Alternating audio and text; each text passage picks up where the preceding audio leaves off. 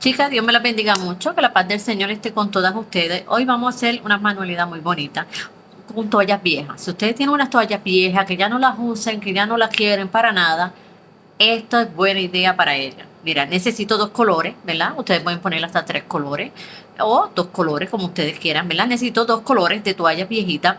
Necesitamos una regla. Estas reglas nos vamos a estar dejando llevar por el número 10 de más pequeño. Los numeritos más pequeños, el número 10. A ver si por ahí se ve un poquito. Es el número 10.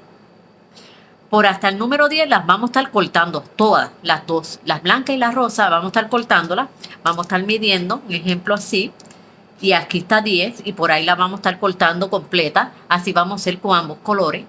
Y yo le voy a dar el paso a paso rapidito.